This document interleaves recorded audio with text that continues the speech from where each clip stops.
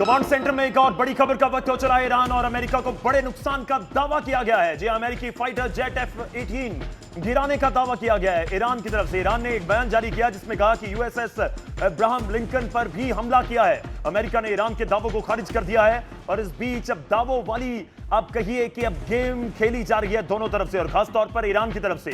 F-18 America का पहला fighter jet नहीं है जिसे ईरान ने मार गिराने का दावा किया हो। इससे पहले ईरान ने बीते दिने बकायदा एक वीडियो जारी कर दावा किया था कि आसमान में मंडराते F-35 फाइटर को ढेर कर दिया गया है। हालांकि अमेरिका ने ना पहले माना था और अब ना अमेरिका मान रहा है।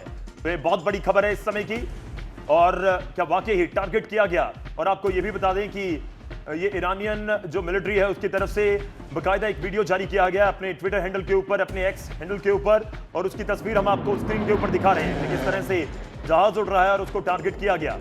ये दावा किया गया है ईरान की तरफ से, और इस बीच अमेरिका कह रहा है नहीं, ये ऐसा कुछ नहीं हुआ है।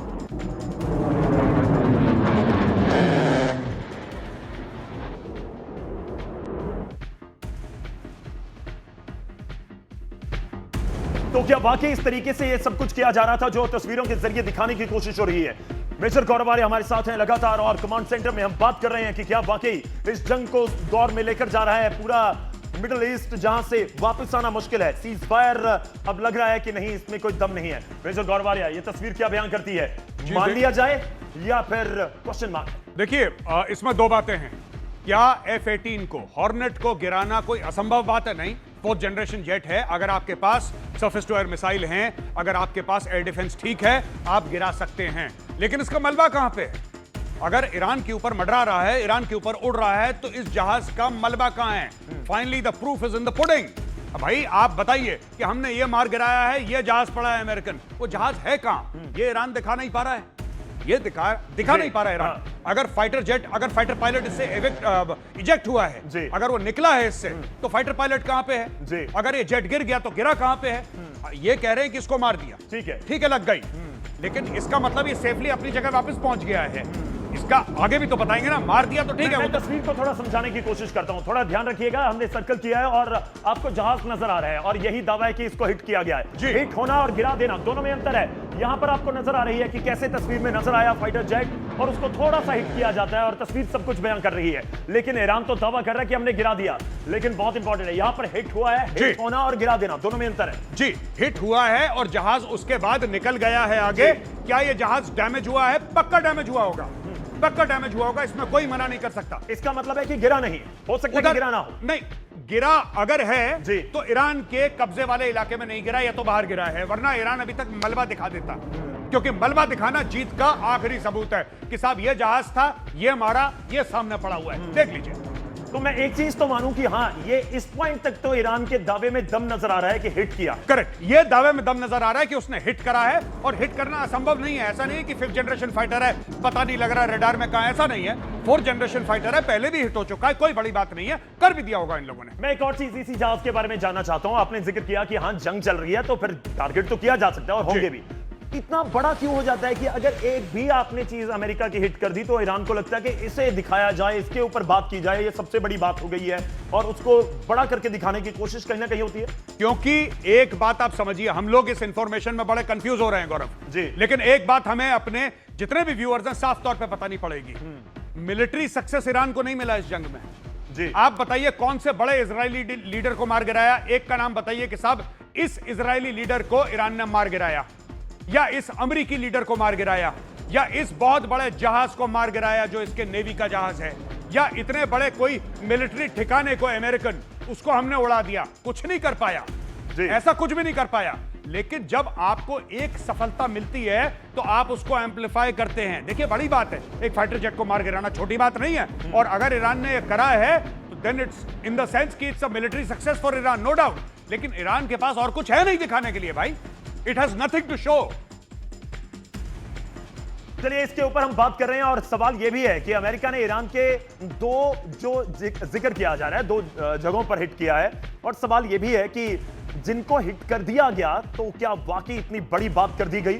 मेरा एक और सवाल भी है, आपके जहन में भी शायद होगा, कि अमेरिका की तरफ से कितने जहाजों को उतार दिया गया है। कितने अंदर घुस गए थे ईरान में, कितने वापस आ गए। अगर इतने ज्यादा संख्या में अंदर गए थे, आपने एक को हिट कर लिया, तो क्या ये पूरे दिन की बड़ी कामयाबी के तौर पर इसको देखा जाए। और F-18 का हम जिक्र कर रहे हैं, जिस तरह से आप जिक्र किया मेजर गौरव बारिया ने, उनकी तरफ से यह भी कहा गया कि इम्पॉसिबल नहीं है, संभव नहीं है, हो सकता है। चलिए आगे बढ़ते हैं, अगली बड़ी खबर का रुख करेंगे। अमेरिका ने ईरान के 2 नेताओं को हिट लिस्ट से हटा दिया है। बड़ी खबर इस समय की, ईरानी विदेशी मंत्री अब्बास अरागची को यूएस ने हिट लिस्ट से हटा दिया है। ईरानी संसद के स्पीकर मोहम्मद गालिब को भी यूएस ने अपनी हिट लिस्ट से हटा दिया है। इजराइल ने भी दोनों नेताओं को नाम जो है हटा दिया है। मेजर गौरव बारिया, ये चल क्या रहा है? हिट लिस्ट बनती है, बिगड़ती है, हटती है, नए नाम पुराने नाम हटा दिए जाते हैं, ये क्या हो रहा है? देखिए, साफ सीधी बात है, अमेरिका चाहता है कि जब बातचीत हो तो जब तख्ता पलट होगा ईरान में, तो किसको उस तख्त के ऊपर बैठाया जाएगा। Mojtaba Khamenei is out, Masoud Pezeshkian is out. Out मतलब पोस्ट वॉर ईरान में कौन बनेगा ईरान का सर्वे सर्वा, उसका डिसीजन हो रहा है। ये सारा का सारा सीज फायर हो जाएगा 5 दिन के बाद।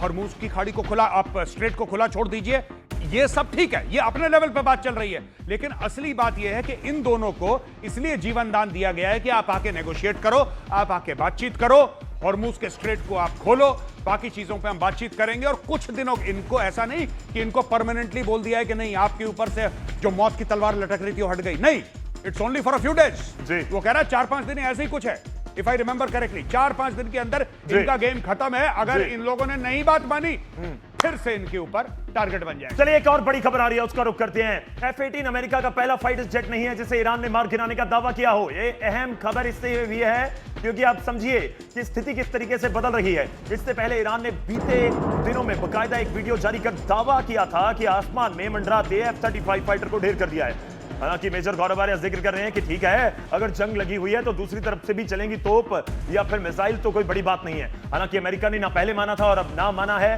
तो अब सवाल यही उठ रहा है कि कौन सच बोल रहा है, कौन सच नहीं बोल रहा है। लेकिन एक चीज साफ है कि जंग भयानक होती हुई जरूर नजर आ रही है। तो इसके ऊपर भी हम लगातार बात कर रहे हैं, तो चलिए आगे बढ़ते हैं और अब बात इकोनॉमिक वॉर की होगी। ईरान जंग अब तेल की जंग में बदल चुकी है क्योंकि ईरान खाड़ी देशों के तेल के ठिकानों को फूंक रहा है और बदला ले रहा है। कहा यह जा रहा है कि ईरान एक तीर से 2 निशाने लगा रहा है क्योंकि वो अमेरिका में निवेश करने वाले खाड़ी देशों की आर्थिक कमर तोड़ रहा है और इसलिए तो ये वॉर इकोनॉमिक वॉर में भी बदल गई।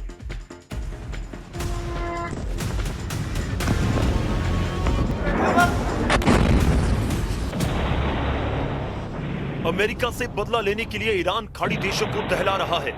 यूएई हो या फिर सऊदी अरब, कतर हो या कुवैत, कोई ऐसी जगह नहीं बची जहां ईरान की मिसाइलें नहीं गिरी।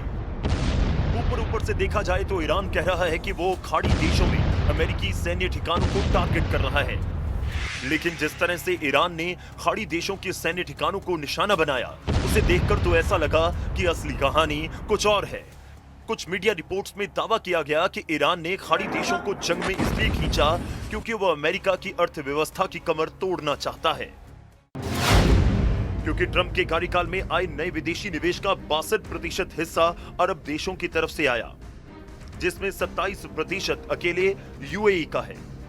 इसके अलावा कतर, सऊदी अरब और बहरीन से भी अमेरिका को अच्छा खासा निवेश मिला। यानी ट्रंप के कार्यकाल में खाड़ी देश अमेरिकी अर्थव्यवस्था की बड़ी जरूरत बन गए, जिसे ईरान ने पकड़ लिया। वो समझ गया कि खाड़ी देश अमेरिकी अर्थव्यवस्था की वो कमजोर कड़ी जिसके टूटते ही अमेरिका मुंह के बल गिर सकता है। कहा जा रहा है कि इसलिए ईरान ने खाड़ी देशों के कंधे पर बंदूक रखी और अमेरिका पर निशाना साधा, खासकर यूएई, जहां ईरान ने 1714 ड्रोन, 334 बैलिस्टिक मिसाइल और 13 क्रूज मिसाइलें दागी। एक खूबसूरत शहर की सूरत बिगाड़ दी, या यूं कहें कि ईरान ने अपनी मिसाइलों और ड्रोन के जरिए अमेरिका के खिलाफ इकोनॉमिक वॉर छेड़ दी और खाड़ी देश इस जंग में बलि का बकरा बन गए। देखिए दोस्तों, साफ सीधी बात तो यह है कि ईरान के पास कोई ऐसी मिसाइल नहीं है जो वॉशिंगटन डीसी या न्यूयॉर्क पहुंच जाए, एक भी मिसाइल नहीं है। लेकिन अगर वो कतर और यूएई पे हमला करता है तो $2.5 खरब, 2.5 ट्रिलियन डॉलर्स की चोट अमेरिका को पहुंचा सकता है। और यही है ईरान का बड़ा प्लान। की रीढ़ की हड्डी तोड़ दो अर्थव्यवस्था की, तो जो निवेश होने वाला है अमेरिका के अंदर, वो निवेश खत्म हो जाए और अमेरिका की चीखें निकल जाएं, और यही ईरान का प्लान है। तो चलिए कुछ और तस्वीरों के जरिए आपको दिखाना चाहूंगा कि किस तरीके से ईरान खाड़ी देशों के कंधे का इस्तेमाल करके अमेरिका को धराशायी कर रहा है या करना चाहता है, और इसका तार सीधा सीधा अमेरिका में होने वाले निवेश से भी जुड़ा हुआ है, जिसकी हम बात कर रहे हैं, आगे बात करेंगे। लेकिन एक मैप के जरिए भी तस्वीर मैं आपके सामने रखता हूं। मेरी अगर स्क्रीन के ऊपर आ पाए तस्वीर तो पीछे आ चुकी है। मेजर गौरव आर्या, आपको इस साइड जरूर आना होगा, हम इसके ऊपर बात करेंगे। मैं जिक्र करूंगा कि कहां कहां अटैक किया गया, कहां कहां ईरान ने टारगेट किया। यूएई दिख चुका है, और उसके बाद कतर पर भी अटैक किया गया ईरान की तरफ से, बिल्कुल। और उसके बाद कुवैत आ गया। ये देखिए वो सारे देश आ रहे हैं जिनको टारगेट किया गया।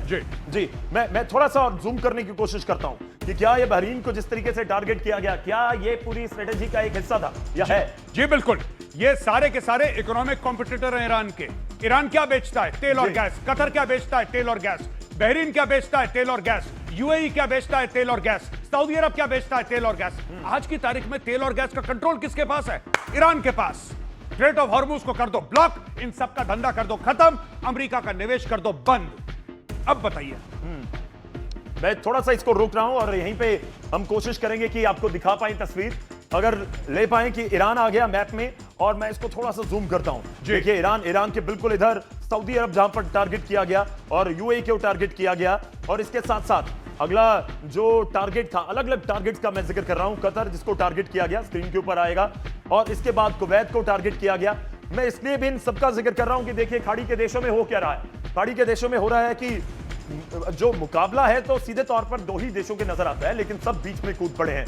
हम इकोनॉमिक वॉर का जिक्र कर रहे हैं। मेजर गौरव आर्या, थोड़ा सा बताइए और समझाइए कि अगर ईरान ने इनको टारगेट कर दिया, बहरीन को, यूएई को, अरब को, और ऊपर इजराइल से पंगा तो है ही, तो इसका असर क्या पैसे के ऊपर, तेल के ऊपर पहुंच गया, या पहुंच रहा है, या पहुंचेगा?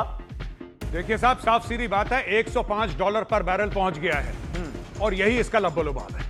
$105 पर बैरल आपने तेल पहुंचा दिया। जब ट्रंप का ट्वीट आया था तब वो 95 पे था, वो वापस 100 क्रॉस कर चुका है, और यही गेम ईरान खेल रहा है, तेल का खेल। देखिए ईरान ने बम मारा बहरीन पे, यहां पे तेल के सारे जो ठिकाने थे और गैस के ठिकाने थे ठप।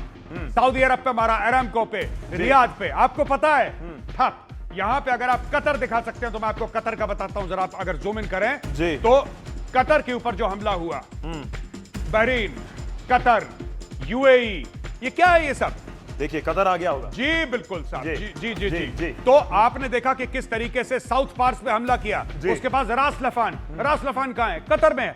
एक एक करके, चुन चुन करके ऐसे देशों पर मिसाइल, ड्रोन और बम मारे हैं ईरान ने कि जो तेल का, ये देखिए पूरा तेल का जो कारोबार कर रहे थे, उनका कारोबार लगभग उसने ठप कर दिया। मैं एक चीज जाननी चाह रहा हूं, आगे बढ़ेंगे लेकिन उससे पहले एक चीज, आपने कहा 105 पहुंच गया, $105 पहुंच गया, रुकेगा या कहां तक जाएगा, ये कर सकते हैं? देखिए प्रिडिक्ट करना बड़ा मुश्किल है। ईरान चाहता है $200 पर बैरल क्रॉस कर जाए, ये ईरान का एम है। कहां तक जाएगा कोई नहीं कह सकता। देखिए लोग खेल रहे हैं। कुछ लोग ये कह रहे हैं कि ट्रंप जब ट्वीट करता है तो तेल के भाव बढ़ते हैं या घटते हैं। ट्रंप को भी ये बात पता है। मैं ट्रूथ सोशल पे एक पोस्ट डालूंगा, खट से 100 पार, ट्रूथ सोशल पे फिर एक पोस्ट डालूंगा, खट से 100 से कम।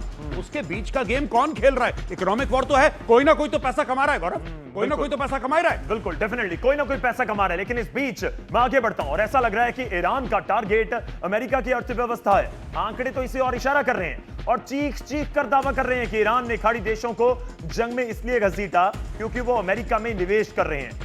देखिए और समझिए, कुछ तस्वीरों और कुछ ग्राफिक्स के जरिए आप तक पहुंचा रहा हूं। जो आप बात कर रहे थे कि किस तरह से इकोनॉमिक वॉर है, इन्वेस्ट किया जा रहा है और इन्वेस्टमेंट जो अमेरिका में हो रही है उसका असर किस तरीके से है। ऊपर से देश है, मैं उनका जिक्र कर दूंगा एक बार। मेजर गौरव आर्या से बात करेंगे। यूएई, कतर, जापान, सऊदी अरब, भारत, दक्षिण कोरिया, बहरीन और आयरलैंड। लेकिन जो खाड़ी के देश हैं जिनमें पूरा इस समय जंग है, जंग का मैदान है या जंग का माहौल है, यूएई, कतर और उसके बाद सऊदी, ये 3 देश तो हैं। नीचे बहरीन भी आ गया। मेजर गौरव आर्या, देखिए अगर आप टोटल लगाएं तो आपको यह पता लगेगा कि $3 ट्रिलियन से ज्यादा का निवेश। जी, $3 ट्रिलियन। भारत की अर्थव्यवस्था कितनी बड़ी है? लगभग $4 ट्रिलियन। यानी कि ऑलमोस्ट 75% ऑफ इंडिया जीडीपी। यह वैल्यू है जो ये लोग निवेश करने की बात कर रहे हैं अमेरिका में, जिस पर थ्रेट आ गया। यूएई देखिए $1.4 ट्रिलियन। कतर देखिए $1.2 ट्रिलियन। सऊदी अरब $600 अरब। उसके नीचे आ जाइए बहरीन 17 अरब डॉलर। गणित आप सबको आती है, मुझे सिखाने की आवश्यकता नहीं मैं है। एक और आप चीज खुद जानना देख चाह सकते रहा हैं। हूं, इस अटैक के बाद या इस सिचुएशन के बाद ये जो आप $3 ट्रिलियन का जिक्र कर रहे हैं, जी। क्या ये कम हो जाएगा? हो सकता है, कितना कम? ये कम डेढ़ हो गया पे, है। एक पे। हो गया है। नहीं, जब आप कमाएंगे नहीं जी। तो आप लगाएंगे क्या? आपकी कमाई बंद कर दी जी। आप ये बताइए, यूएई है, यूएई का जितना भी आपने दुबई पे मिसाइल मारी, आपने दुबई के लग्जरी होटल्स में आपने उनका टूरिज्म ठप कर दिया, जी। आपने उनकी एयरलाइन ठप जी, कर दी, जी। आपने उनकी होटल इंडस्ट्री ठप कर दी, आपने उनका तेल का व्यापार ठप कर दिया, आपने कतर के रास लफान पे मिसाइल मारी, बम मारे, आपने उनका सबसे बड़ा जो गैस का भंडार था उसको खत्म कर दिया। जी, तो चलिए, बहुत सारी पिक्चर आपको भी क्लियर हुई होगी, लेकिन इस वक्त एक ब्रेक लेने का वक्त हो चला है और वक्त ब्रेक का है। ब्रेक के बाद मेजर गौरव आर्या से जानेंगे जंग के कितने बिचौलिए